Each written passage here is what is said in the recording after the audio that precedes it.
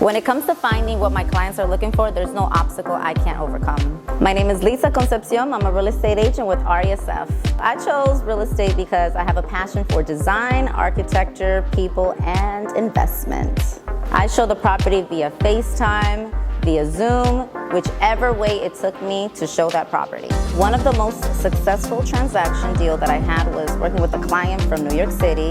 The biggest challenge there was distance. I met this professional who was looking for a home here in South Florida. They had a family, she had a young daughter. They needed a real estate agent. There's so many realtors out here in South Florida.